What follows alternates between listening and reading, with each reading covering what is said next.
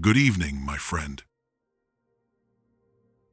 Or perhaps it is morning where you find yourself, the early hours, quiet and still, when the rest of the house is asleep and you have stolen a few precious moments for yourself.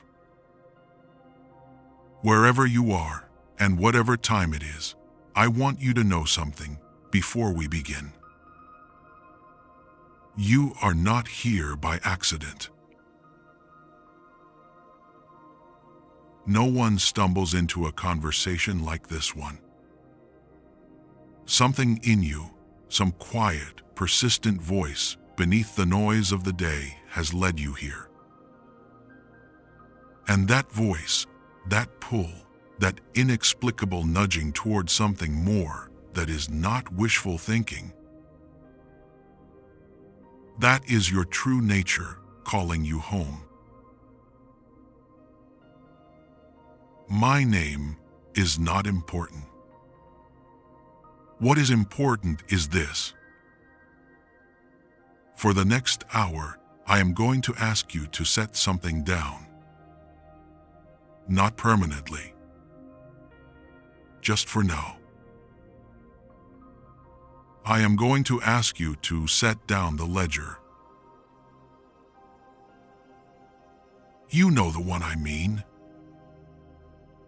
The mental ledger you have been carrying, some of you for decades, the one with every number, every bill, every dollar that came in too slowly, and every dollar that went out too quickly.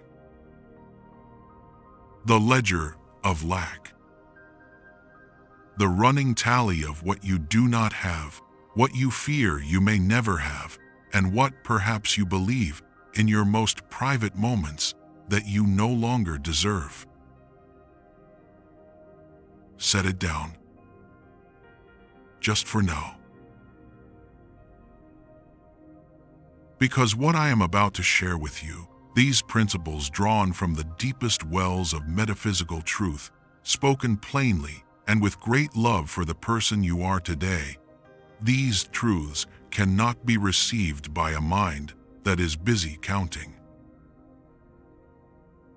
They can only be received by a mind that is willing to wonder. Let us begin at the very beginning. What is wealth?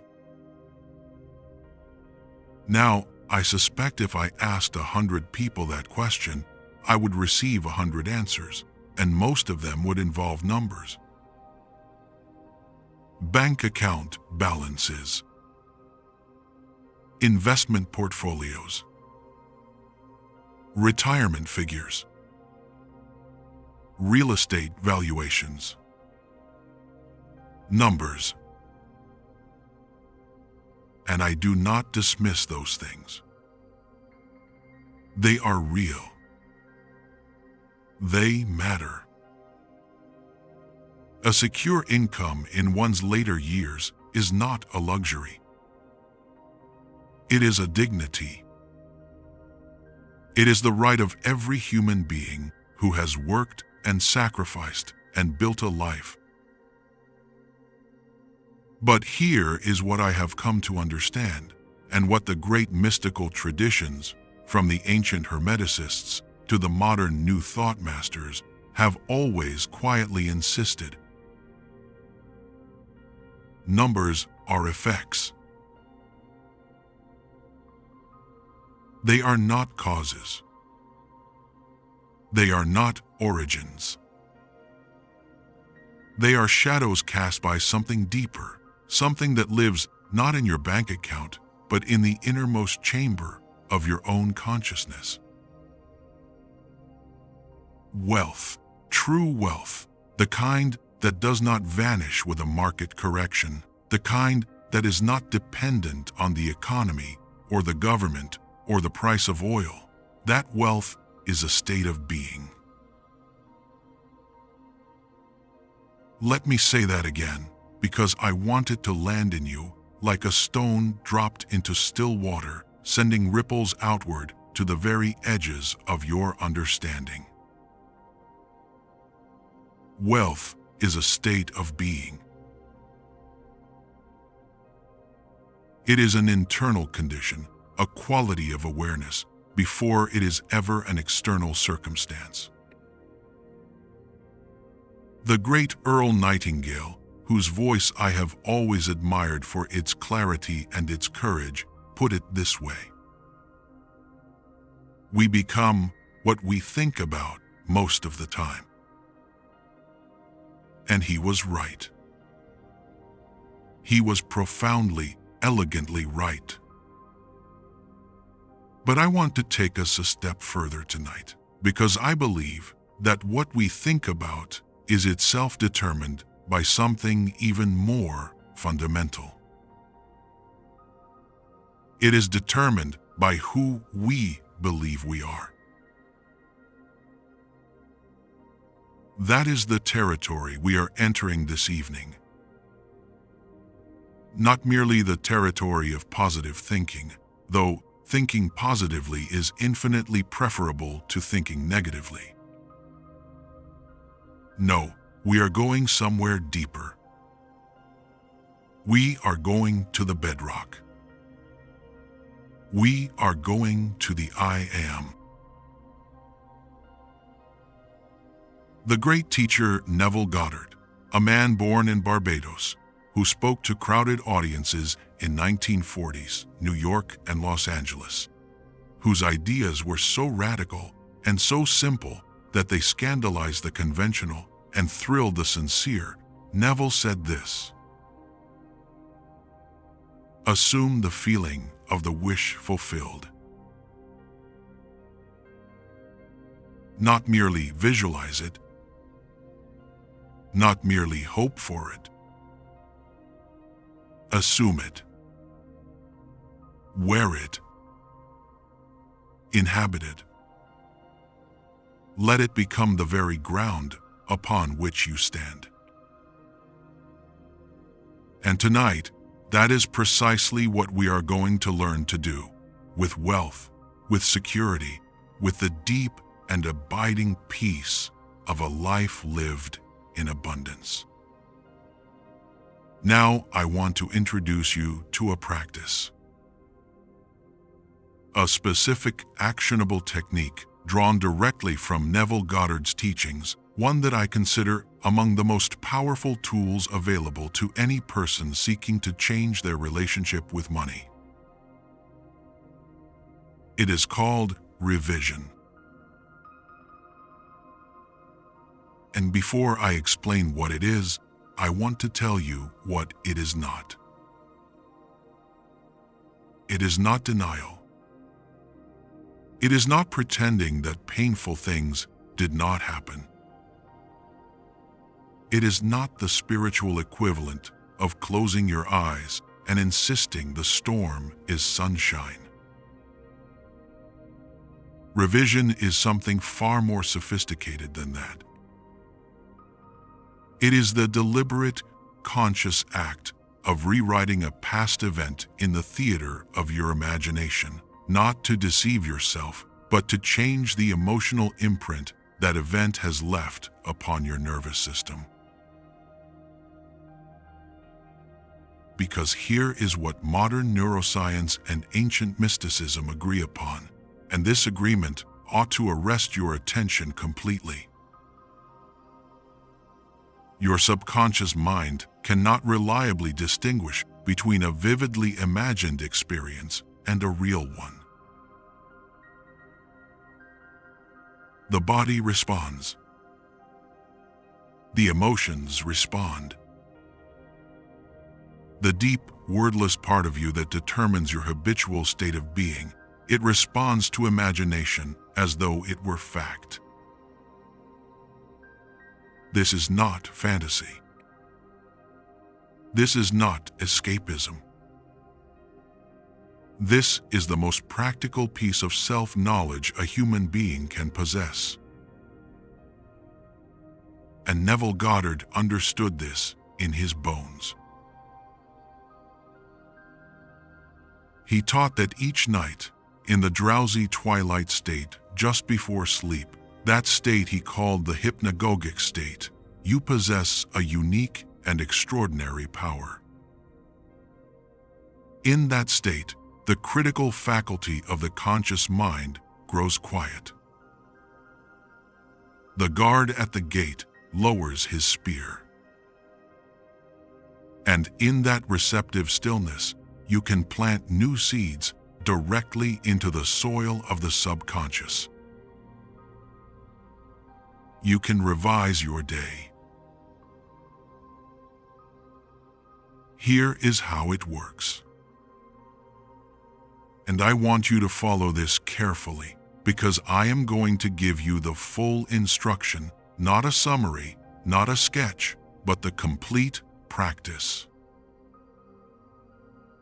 This evening, when you lie down to rest, and when you feel that pleasant heaviness beginning to settle over you, that soft, dissolving feeling of the waking world releasing its grip, I want you to replay your day.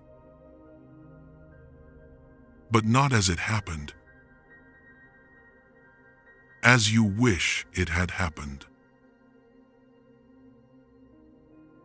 Did you receive a bill today that caused your stomach to tighten? Revise it.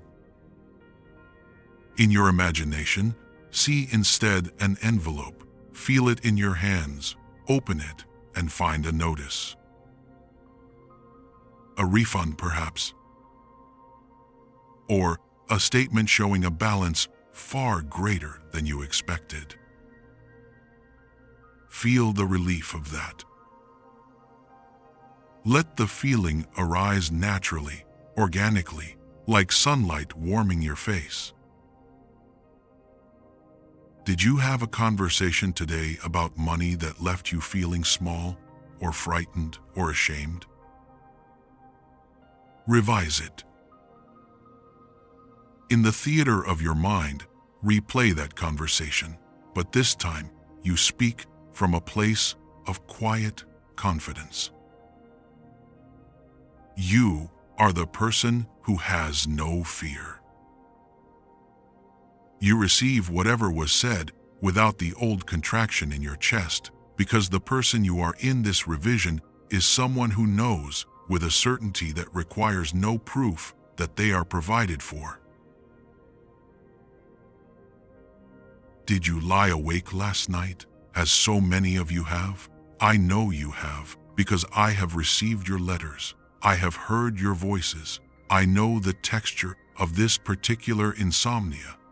Did you lie awake running numbers? Adding, subtracting, worrying about what happens if this, what happens if that? Revise it. In your imagination tonight, you did not lie awake. You rested. You slept the sleep of a person who is held by the great invisible abundance of the universe, held by the knowing that your needs are met, held by a peace that, as Scripture itself tells us, passeth all understanding. Feel that. Do not merely picture it. Feel it. Let the feeling of peaceful sufficiency fill your chest as you lie in that twilight state. Let it radiate outward to your arms, your hands, your tired legs. Let it reach the soles of your feet. Let it be the last conscious sensation you carry into sleep. Because here is what Neville understood, and here is why this practice is not a fantasy, but a technology.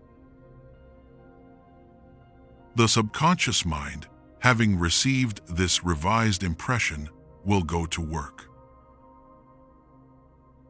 It will begin, quietly and without your interference, to reorganize your outer world to match the inner world you have planted within it. Doors will open that were closed. People will appear who belong to your new story.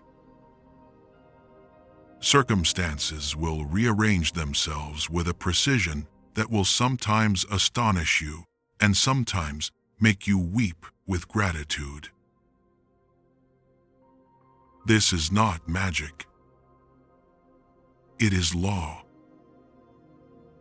As reliable, as impersonal, and as magnificent as the law of gravity. Now I want to speak specifically to those of you for whom the financial worry is not abstract. For those of you who are not young, who do not have the luxury of 40 years of compound interest ahead of you. For those of you who are in your 60s or your 70s or your 80s and who are carrying a very particular and very heavy burden. The burden of feeling like you are running out of time. I see you. I honor you. And I want to say something to you with the full weight of my conviction. The principles of consciousness have no age requirement. Revision works at 72 just as it works at 22. The subconscious mind has no birthday. It does not look at your age and decide you are too old for abundance. It responds to the feeling. Only to the feeling. And so I say to you, you who have lived long, who have weathered much, who carry the particular dignity of experience, your revision is not too late. It is, in fact, perfectly timed. Because you have something the young do not. You have learned the cost of not doing this. You have lived the alternative. And that knowledge, that earned wisdom, makes your commitment to this practice all the more powerful. I want to talk to you now about what I call the mental diet of wealth. And to explain it, I want to use a very ordinary, very human image. Imagine a garden. Not a grand estate garden, not something out of a magazine. A real garden. The kind that has some beautiful corners and some neglected ones. The kind with a patch of good soil and maybe a stretch where the weeds have gotten ahead of you. Now, if you wanted to grow something beautiful in that garden, something nourishing and abundant, you would not spend your mornings walking the rows, counting the weeds. You would not keep a careful daily ledger of every unwanted plant, every patch of dry earth, every place where the soil had gone thin. You would tend what you wanted to grow. You would water it.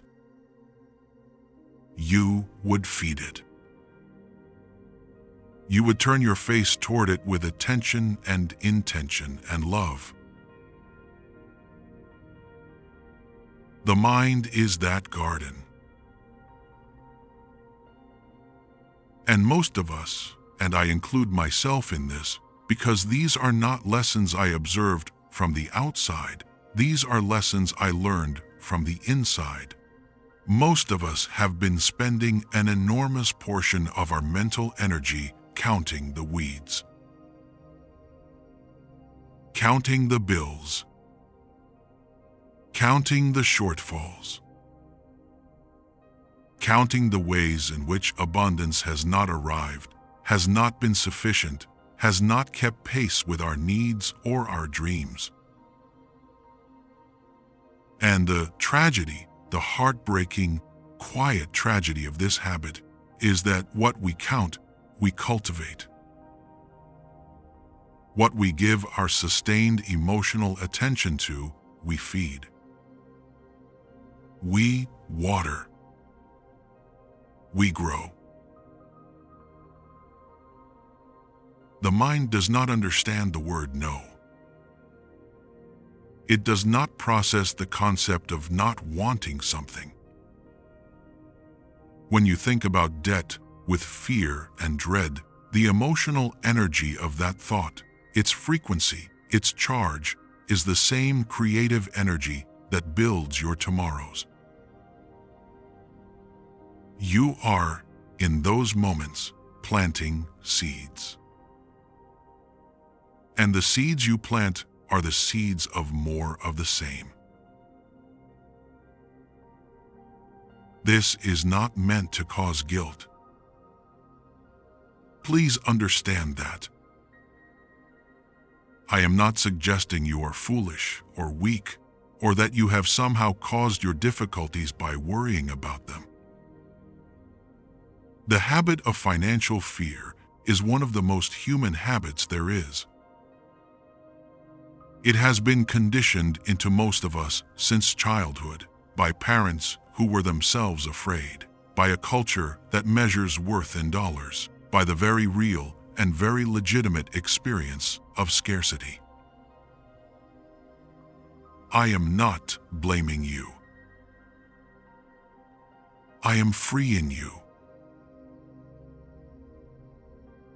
Because now you understand the mechanism. Now you can see the pattern. And once you can see it, truly see it, with clarity and compassion, you can choose something different.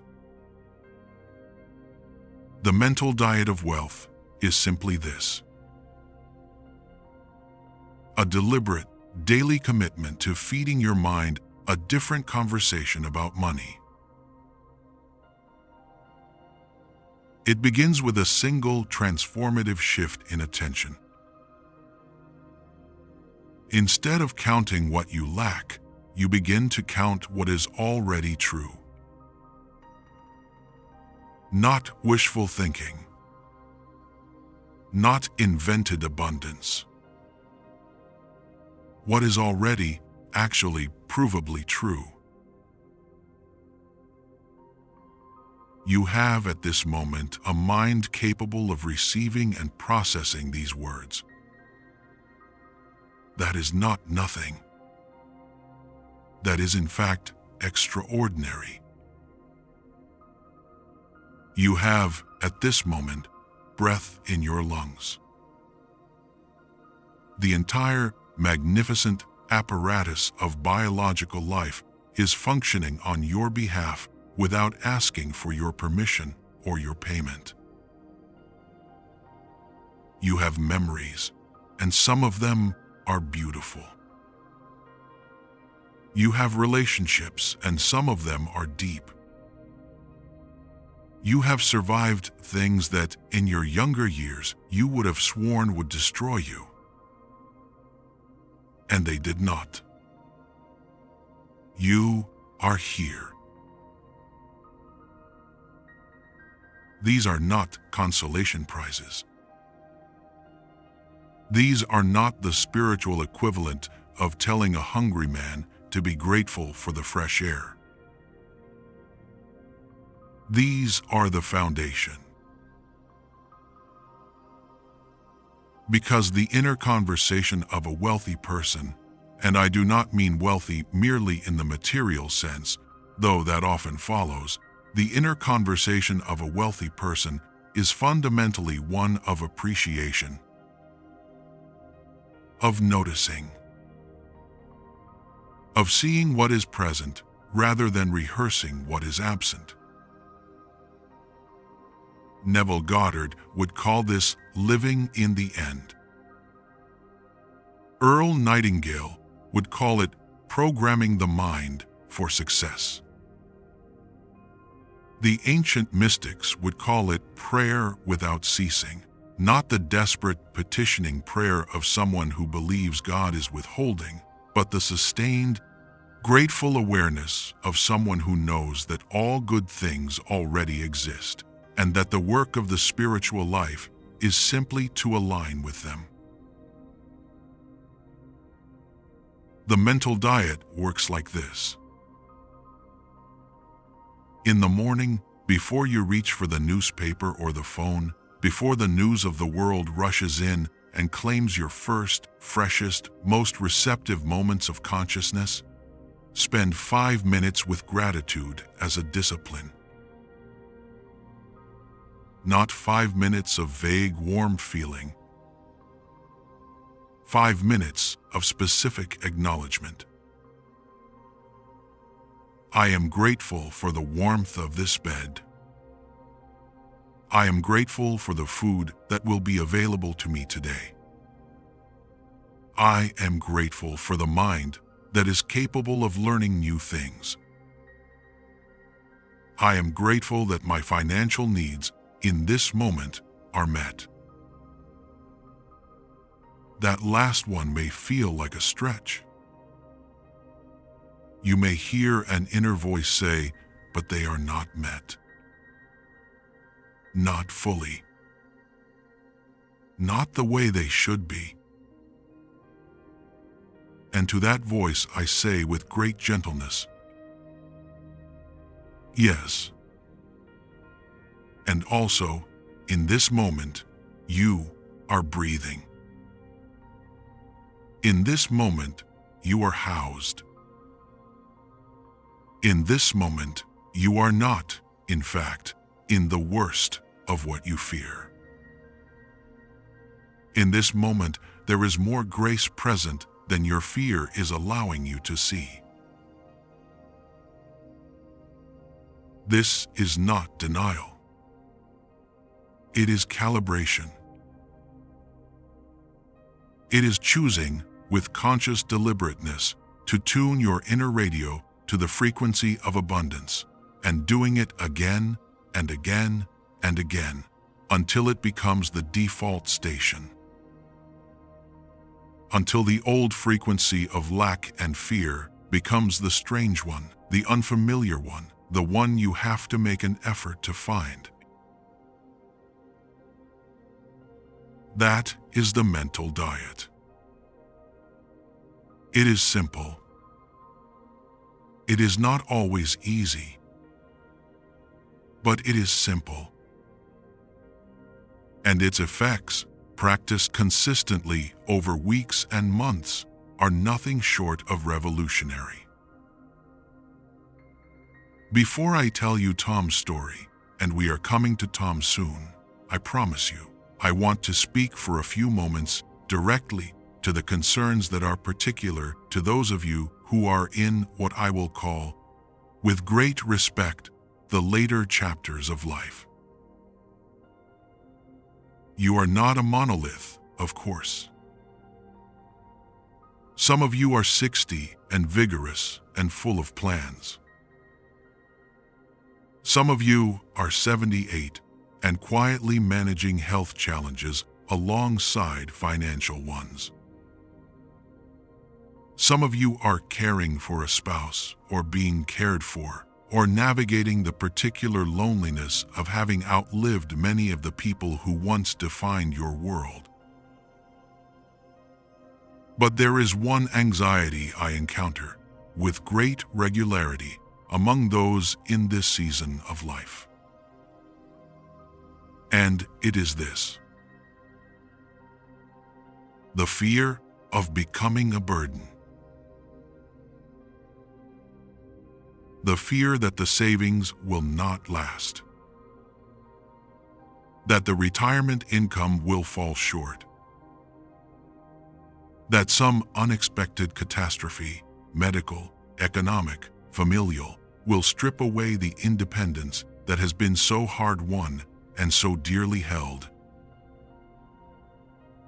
This fear is not irrational. It is, in fact, a perfectly understandable response to a very real set of circumstances. The cost of living has not been kind. The promises made by institutions have not always been kept. And the body, with its increasing demands, does not operate on a budget. I am not going to tell you that these fears are baseless. I am not going to stand before you and tell you that if you simply think positive thoughts, your medical bills will vanish. What I am going to tell you is this.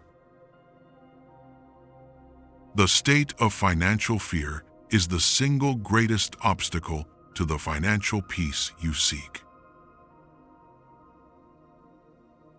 Not because fear is a moral failing, but because fear, as a sustained inner state, closes doors. It narrows the field of possibility. It makes the mind small and reactive, incapable of seeing the opportunities, the resources, the unexpected provisions that exist in every life, at every age, in every circumstance. Financial peace, the kind I am describing, the deep, cellular peace of a person who genuinely trusts in their own provision, is not passive.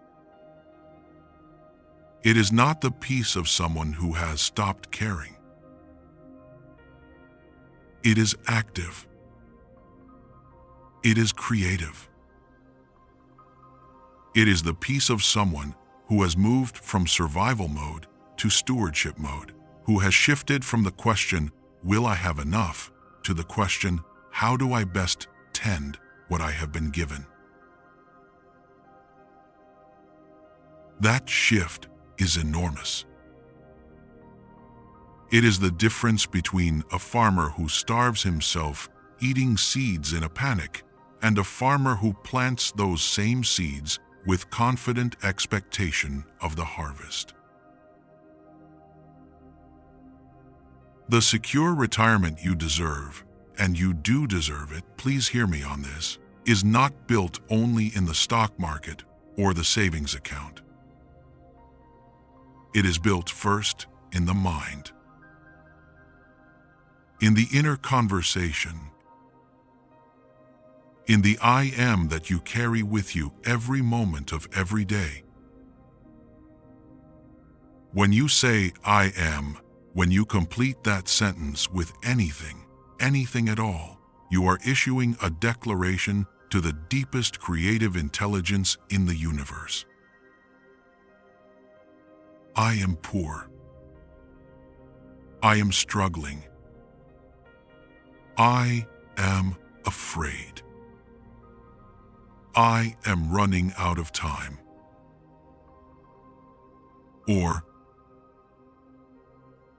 I am provided for. I am guided. I am sufficient. I am held. Both of these are prayers. Both of them are received. And both of them go to work immediately, quietly, and without rest in the invisible field of your life. Choose, therefore, with great care. Choose with the seriousness of someone who understands that these words are not decorative. They are generative.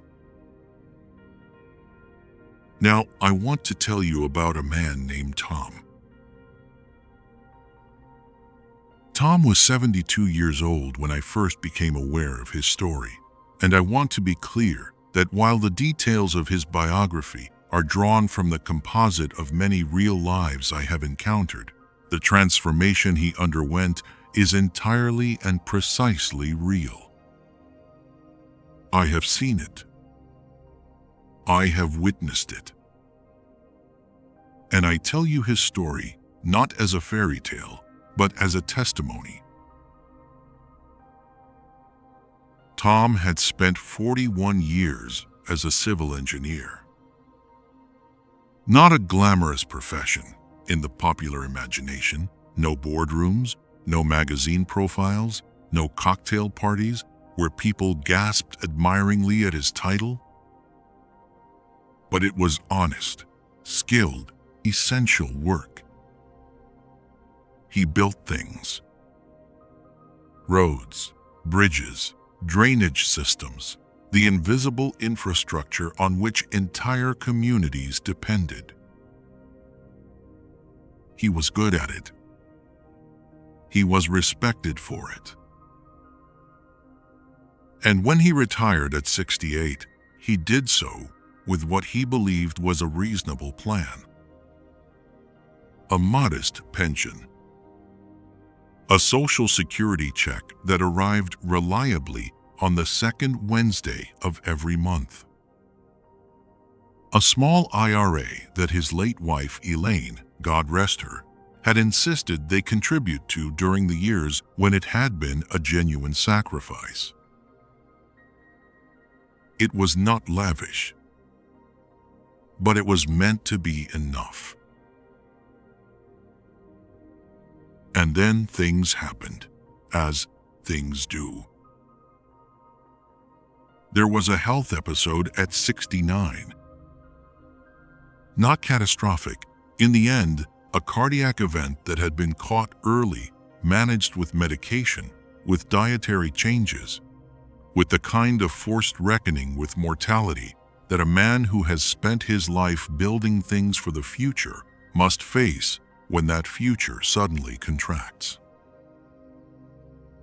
The medical bills were manageable, but they were not nothing.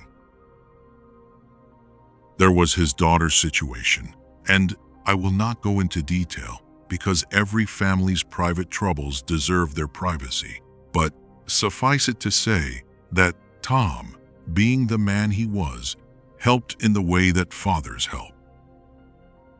Quietly, fully, without counting the cost in the moment, but carrying it afterward in the way that good people carry the costs of love.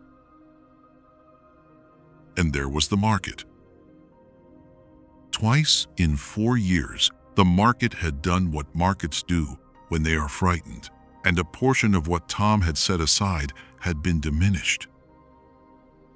Not wiped out, but diminished enough to be felt. By the time Tom was 72, the age at which our story truly begins, he had developed what I can only describe as a relationship with scarcity. It was intimate. It was constant.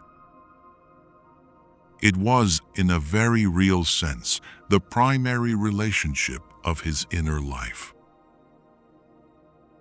He woke in the morning and his first thought was a number, a calculation. Not a greeting to the day, not a breath of gratitude, not the face of someone he loved. A number. Specifically, the gap between what he had and what he feared he would need.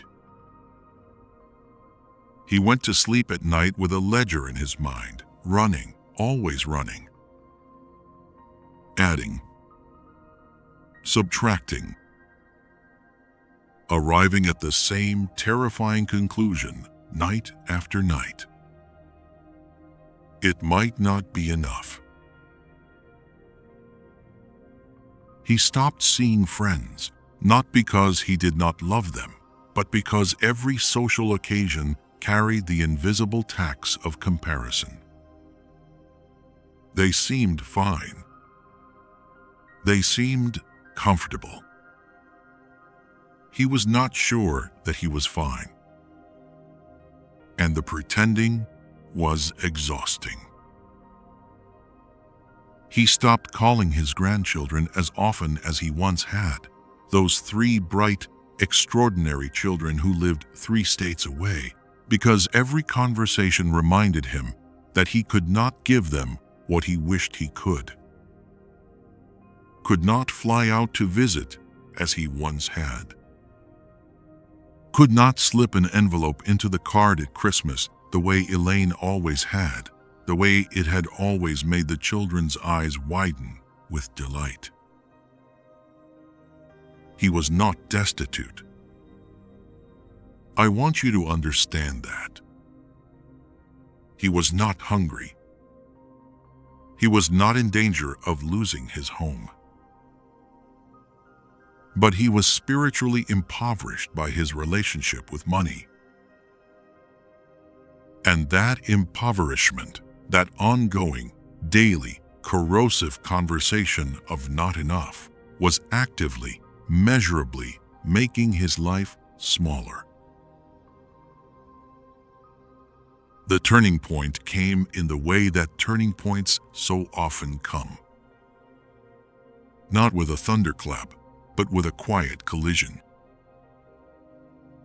Tom's neighbor, a man named Gerald, who was 74, widowed as Tom was, and who had, in Tom's private assessment, considerably fewer resources than Tom himself, was, inexplicably, one of the most serene human beings Tom had ever encountered. Gerald gardened. Gerald laughed readily. Gerald had taken up watercolor painting at 73 and spoke of it with the enthusiasm of a young man who has just discovered his vocation. Gerald had, 3 months prior, taken a train journey across the American Southwest, just because he had always wanted to, and he spoke of the red canyons of Arizona with a wonder that made Tom ache. One afternoon, sitting on Gerald's porch with cups of coffee that Gerald had made with the kind of unhurried ceremony that suggested he had all the time in the world, Tom asked him a question. He had not planned to ask it. It simply escaped him, the way the most important questions always do. He said, "Gerald, how are you not afraid?" Gerald did not answer immediately. He set down his cup. He looked out at his garden, the roses he had planted in Vera's memory, the vegetable patch that yielded more than he could eat alone. He was quiet for a long moment. And then he said this. "Tom, I used to be afraid. I was afraid for years. And then one day, I realized something. I was spending all my energy being the man who might run out of money. And I thought, what if I just stopped being that man? What if I tried, just as an experiment, to be a different man entirely? A man who trusts that he has what he needs. A man who lives in what he has rather than in what he fears he will lose." Tom drove home that afternoon in a silence that was different from his usual silence. His usual silence was dense with arithmetic. This silence was open, uncertain, like a door that had been ajar for a very long time had suddenly swung wide. He found, that evening, a book he had not opened since Elaine had been alive. She had loved this kind of book, this metaphysical, mystical territory that Tom, the engineer, the man of structures and load-bearing calculations, had always regarded with polite skepticism. He opened it.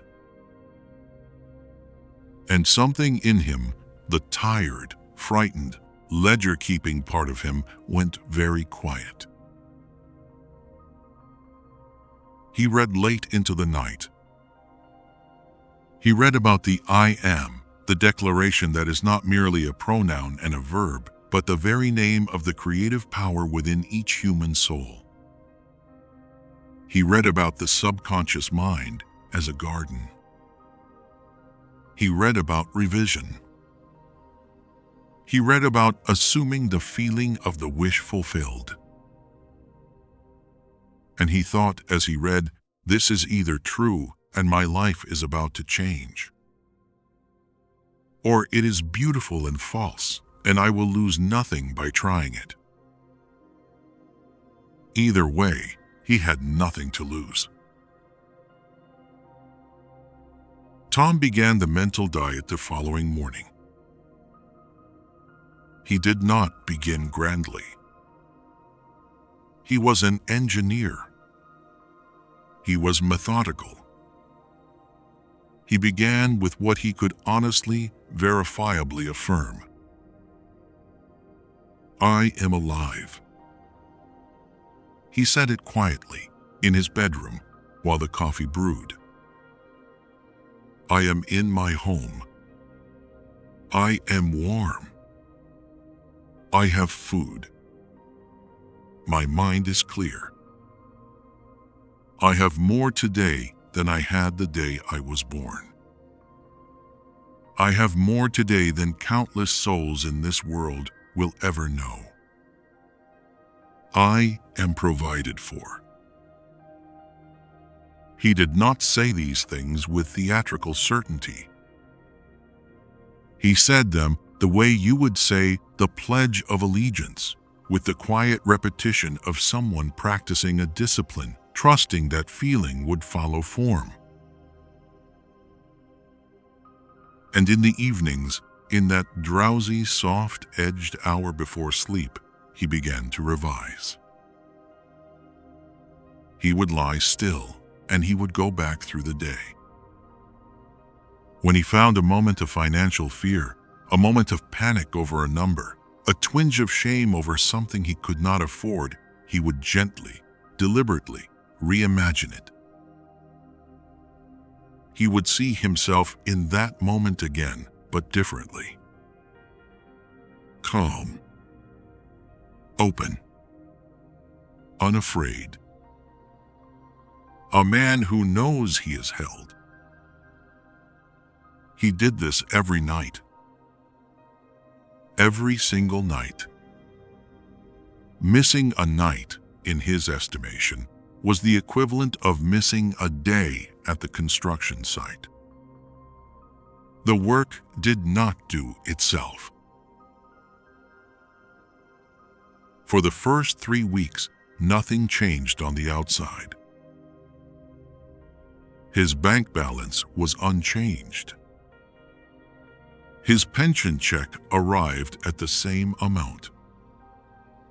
His Social Security deposit was identical to the month before. But something was changing on the inside. The morning arithmetic, that reflexive, compulsive reaching for the ledger upon waking, was losing its grip. Not all at once. Not dramatically. But the way a fever breaks, gradually, with setbacks, until one morning you realize you have not thought about the numbers yet, and the sun is already 2 hours old. He noticed, in the 4th week, that he was sleeping better. Not because his circumstances had improved, but because his state had shifted. The body, no longer held in the chronic tension of financial dread, was beginning to rest.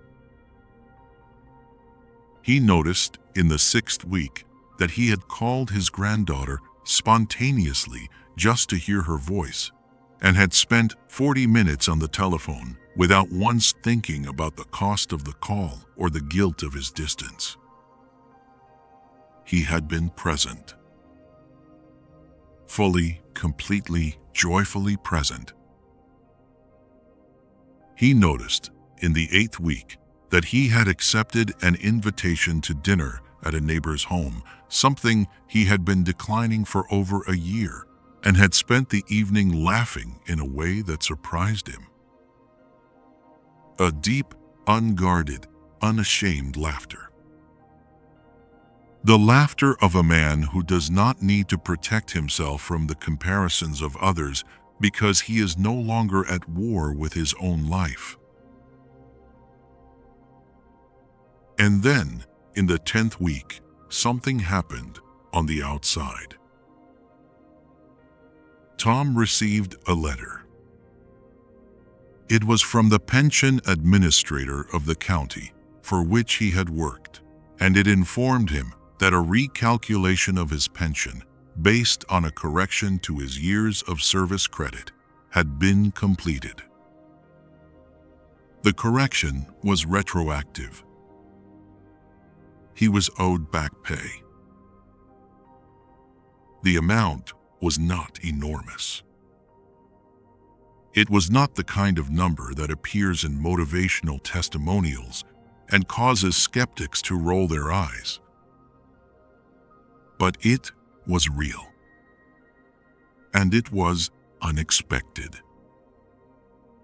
And it arrived at a moment when Tom's inner conversation had shifted sufficiently that he could receive it not with frantic relief, but with quiet, deep, absolutely certain gratitude.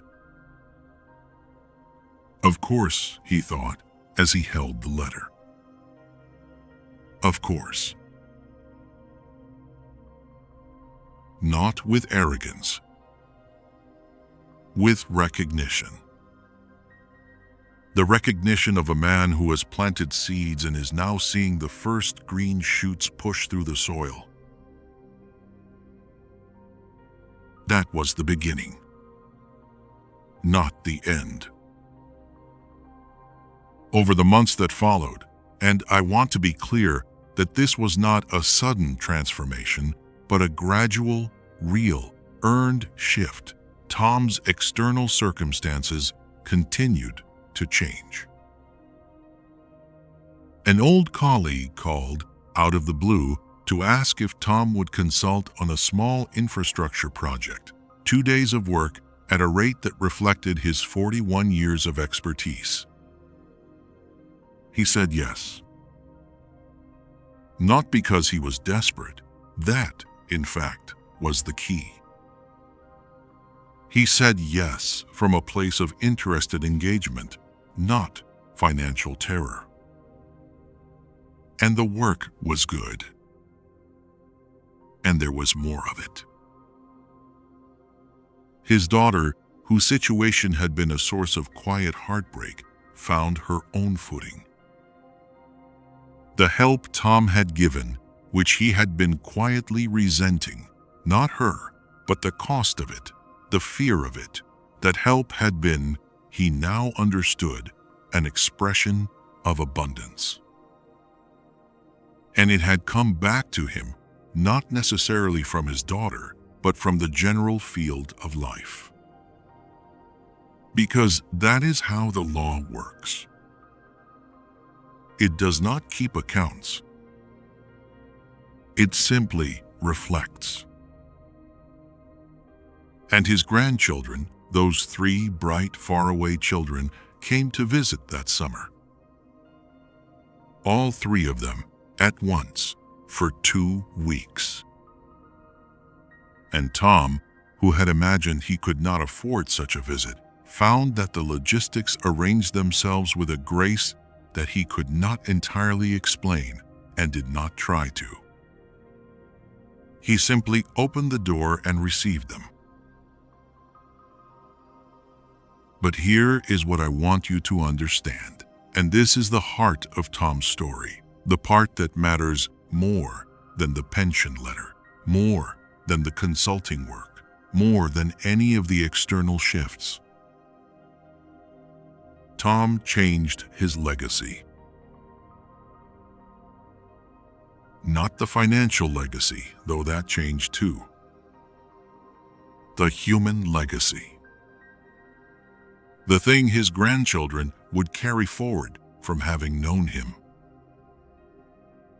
Before his transformation, they were knowing a grandfather who was frightened, who was contracted, who was, despite his love for them, not fully present because too much of him was elsewhere, in the ledger, in the fear, in the endless arithmetic of survival. After his transformation, After months of revision, of mental diet, of the daily, deliberate occupation of a different I am, they were knowing a different man entirely. A man who gardened. A man who told stories of the bridges he had built. A man who listened to them with his whole face, who laughed without reservation, who, on the last evening of their visit, stood at the back door with the youngest one, a girl of 7, gap-toothed and luminous, and pointed out the constellations, naming each one, telling her that the light she was seeing had traveled for millions of years to reach her eyes. And she looked up at him, this grandfather of hers, and she said, "Grandpa, you know everything." And Tom, who had for too long been a man who believed he did not have enough, felt, in that moment, that he was the wealthiest man alive. Because he was. Not because his bank account had doubled. Not because all his problems had dissolved. But because he had occupied the state of wealth. He had moved in, body, mind, and soul, to the inner house of abundance. And from that address, from that I am, his life was inexorably, irresistibly becoming the outward expression of the inward reality. That is the alchemy. That is always and only the alchemy. We have spoken of the nature of wealth, not as a reward dispensed to the deserving, but as a state of being that each of us carries within us, available at any moment, waiting only for our recognition. We have spoken of economic revision, of the extraordinary practical power of rewriting the painful impressions of the day in the creative soil of the imagination. We have spoken of the mental diet, of the discipline of turning attention from the counting of lacks toward the acknowledging of what is already, abundantly, undeniably here. We have spoken to those of you in the later chapters with the full honoring of your real concerns and the full insistence that abundance is not a young person's game. It is an inner game. And you have never been more equipped to play it. And we have sat with Tom. We have let his story do what good stories do, move through the door of the heart that argument cannot force open. Now we will continue. We will move into the territory of practical application. We will speak of specific tools, specific daily practices, specific ways to anchor this new I am into the body, into the breath, into the ordinary moments of your ordinary days. And we will close this evening with a meditation, a guided journey into the state of wealth that I believe will be unlike anything you have experienced.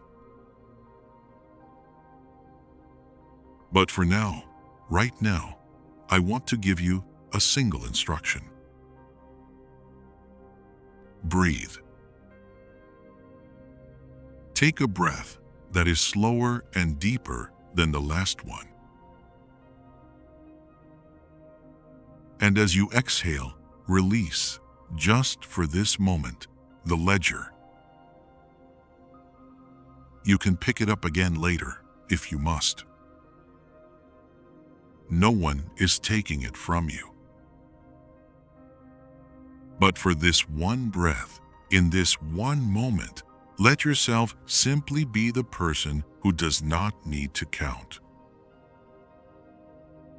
Let yourself be the person who is enough. Let yourself be the person who is provided for. Let the I am of abundance, even as a whisper, even as the faintest flicker of a possibility, rest in your chest, where the fear has been living. Very good. We will continue now. Welcome back. If you have been sitting with the story of Tom, letting it settle in you the way a meaningful conversation settles, the way it continues to speak even after the words have stopped, then you are already doing the work. Because that is precisely what the prepared mind does. It receives. It turns things over. It finds itself, an hour later or a day later, still thinking about a 7-year-old girl looking up at the stars and saying, "Grandpa, you know everything." And perhaps some part of you wondered, quietly, whether there is a version of that moment available for your own life. Whether the grandchildren in your life, or the children, or the friends, or the community, whether they might one day look at you and see not a person diminished by fear, but a person enlarged by abundance. I am here to tell you, there is. That version exists. And in this second movement of our time together, we are going to build it, brick by brick, breath by breath, practice by practice. In what we have already shared, we established the why. We understood the nature of wealth as a state of being. We met the techniques of revision and the mental diet. We sat with Tom and witnessed what is possible. Now we turn to the how. The daily, livable, ordinary life how. Because beautiful philosophy that does not translate into Monday morning is merely beautiful. And you deserve more than beauty. You deserve transformation. I want to give you what I call the 5 pillars of daily abundance practice. These are not suggestions. They are not a menu from which you select the items that appeal to you and discard the rest. They are a system, and like all systems, their power lies not in any individual component, but in the cumulative, compounding effect of all 5 working together. Think of them, if you will, as the 5 load-bearing walls of a house. Remove one, and the structure is weakened. Keep all 5, and you have built something that can withstand considerable weather. The first pillar is the morning declaration.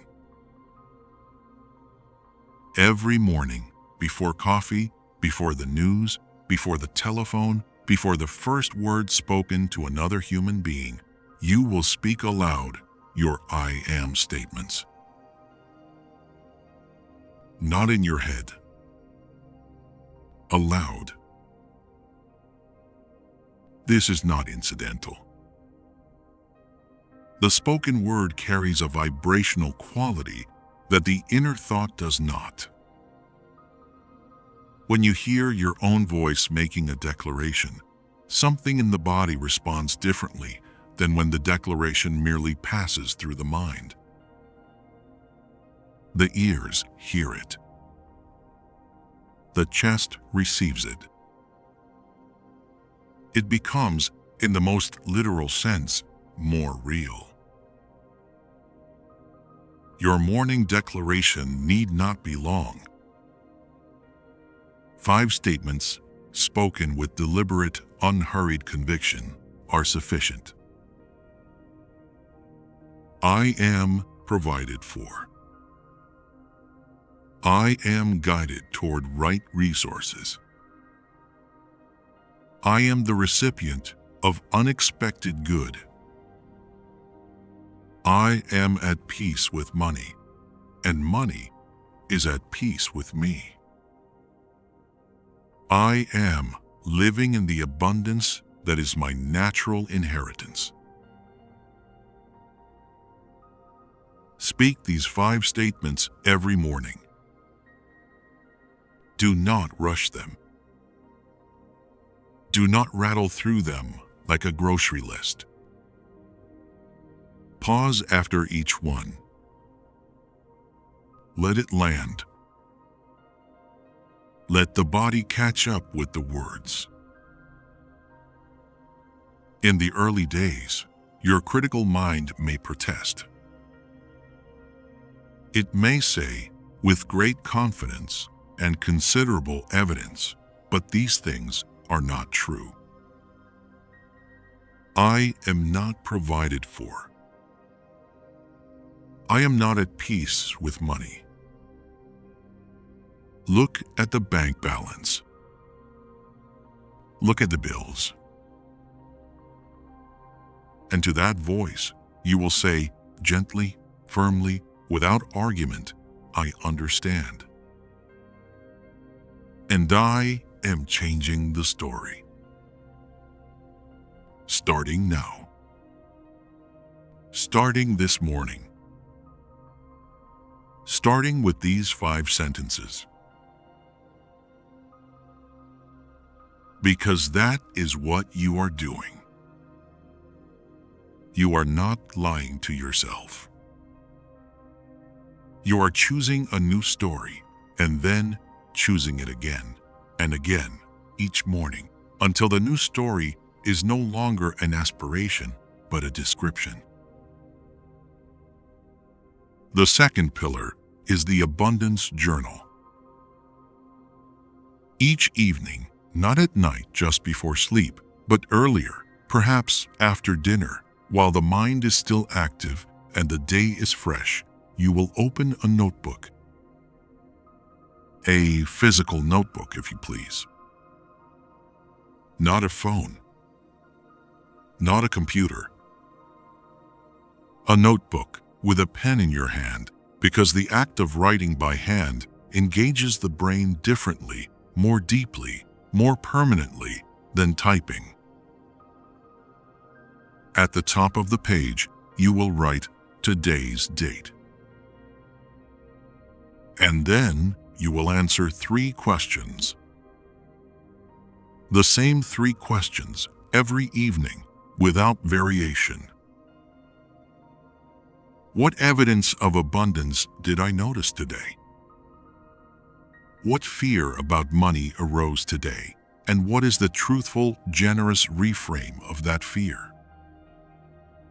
What would the wealthiest version of myself have thought, said, or done differently today? The first question, what evidence of abundance did I notice today, is training the mind in a new direction of attention. You are not inventing abundance. You are noticing what was already present but overlooked. A neighbor who brought food. A bill that was less than expected. A body that carried you through the day without complaint. A song on the radio that lifted your heart for 3 minutes without charging admission. These are not small things. They are data points in a new ledger, the ledger of what is, rather than what is not.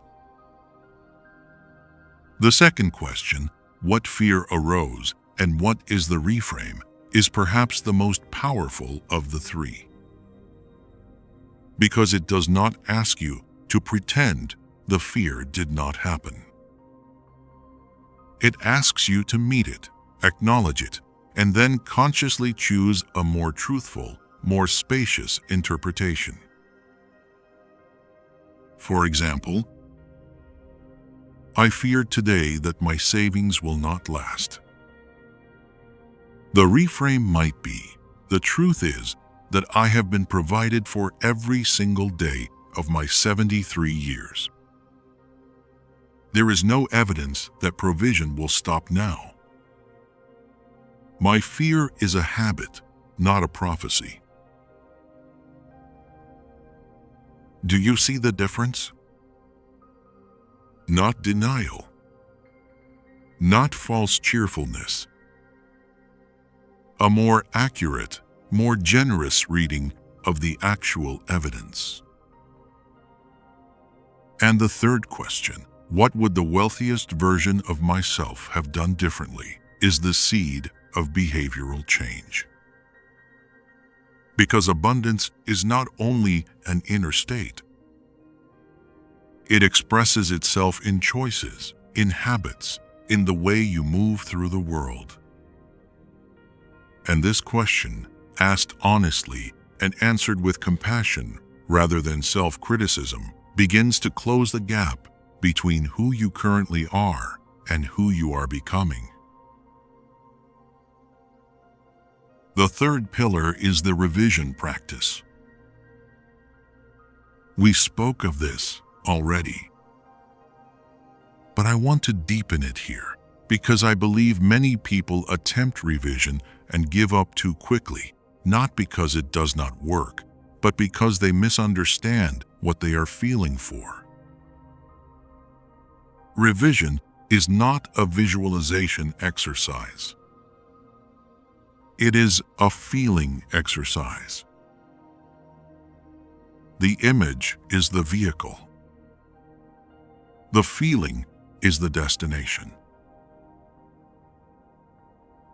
When you lie down in that twilight state before sleep and you begin to revise the day, choosing a moment of financial fear and reimagining it through the lens of abundance, the measure of success is not the vividness of the mental picture. The measure of success is the shift in the body. You will know revision is working when you feel, however briefly, however tentatively, a genuine relaxation of the chest, a softening of the jaw, a breath that goes deeper than the ones that preceded it, an easing, however slight, of the held tension that financial fear creates in the physical body. That is the signal. That is the seed being planted. And if, in the early days, that feeling is elusive, if the critical mind keeps interrupting with its inventory of evidence to the contrary, do not force it. Do not strain for it. Simply relax more deeply. Let the image be softer, gentler. Let the revised scene be quieter. A small moment of ease rather than a grand triumph. The subconscious responds to tenderness. It responds to sincerity. It responds to the honest, humble, reaching toward a better feeling, even when certainty is not yet available. In time, and I mean this in terms of weeks, not years, the relaxation will come more easily. The body will begin to recognize the practice and meet you halfway. The revised feeling will arrive with less effort, stay longer, and deepen in quality. Trust the process. Honor the practice. Do not measure the results after 3 days and declare the experiment a failure. Plant the seed. Water it. and trust the harvest. The fourth pillar is the prosperity walk. This one may surprise you. It is the most physical of the 5 pillars, and it is the one most likely to be dismissed as too simple. Please do not dismiss it. Once each day, and it need not be long, 20 minutes is entirely sufficient. You will take a walk. Outside, if possible. In your neighborhood, in a park, along whatever path is available and comfortable to your body.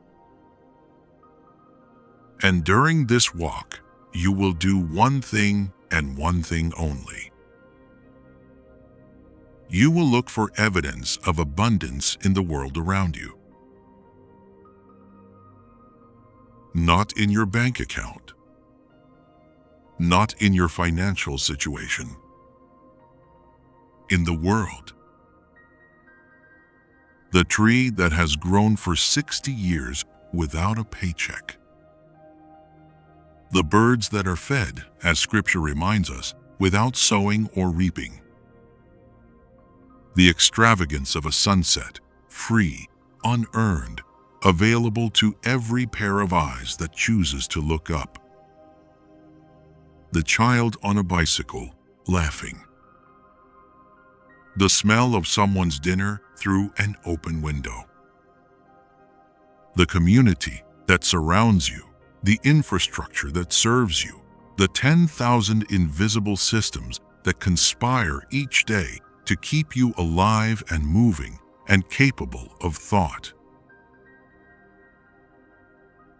This walk is not a relaxation exercise, though it may relax you. It is not an exercise routine, though it may benefit the body. It is a perceptual training, a daily practice of recalibrating the attention toward the overwhelming, extraordinary, undeniable fact that the universe is, by its very nature, abundant. Scarcity is the exception. Abundance is the rule.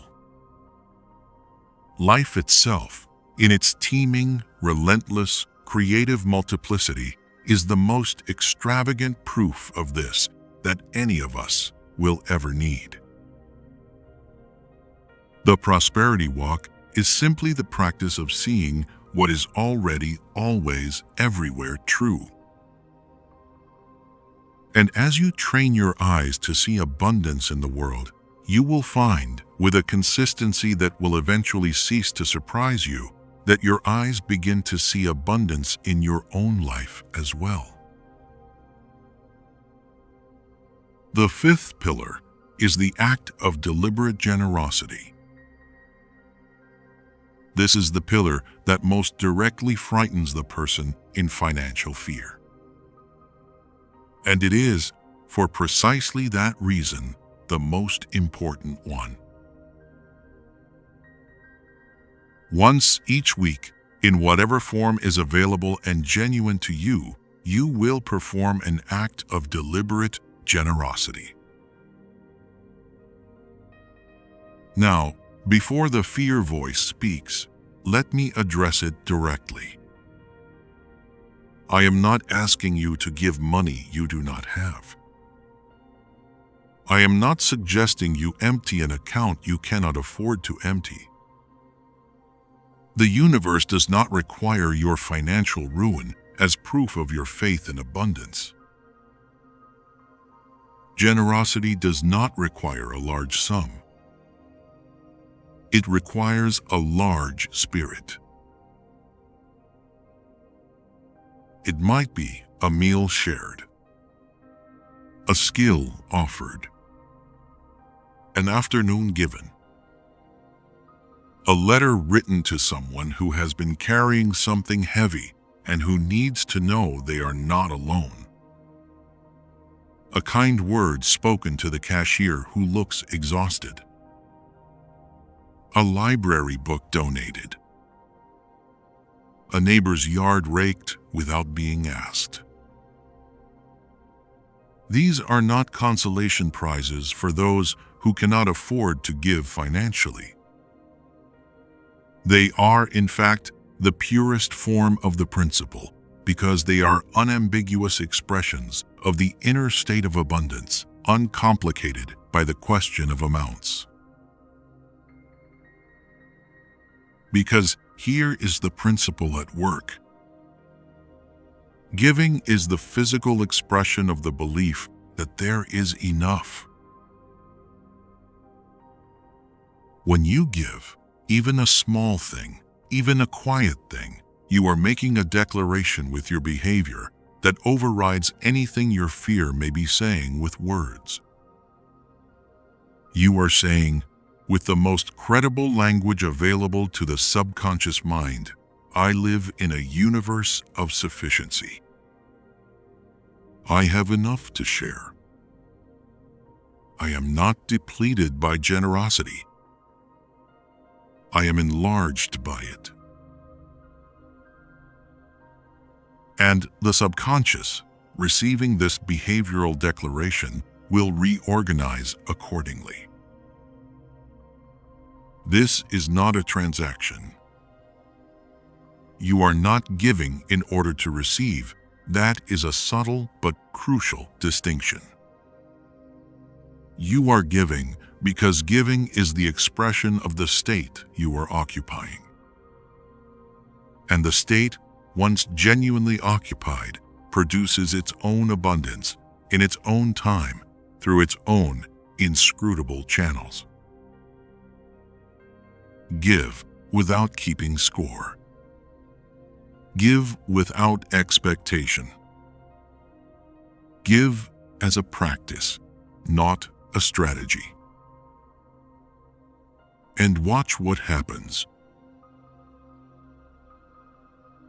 These 5 pillars, practiced daily, practiced with patience, practiced with the quiet determination of someone who has decided, once and for all, to stop being at war with their own life. These 5 pillars will change you. Not dramatically, not overnight,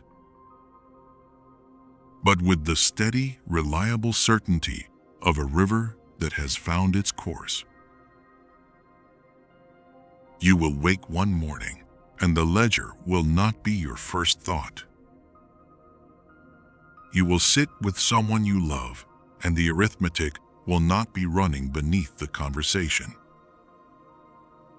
You will look at your life with all of its imperfections and all of its grace, and you will feel, perhaps for the first time in a very long time, that it is enough.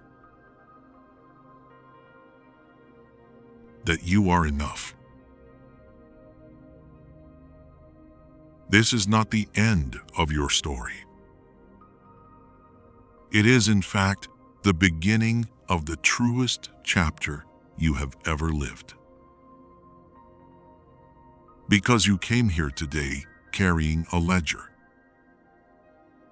And you are leaving carrying something far more powerful. You are leaving carrying a different I am. Use it well. Use it every morning. Use it every evening. Use it in the quiet moments when the old fear tries to return. And know this, with every fiber of your being, know this. You are provided for. You have always been provided for. And you always will be. Go well, my friend. Go gently. And go in abundance.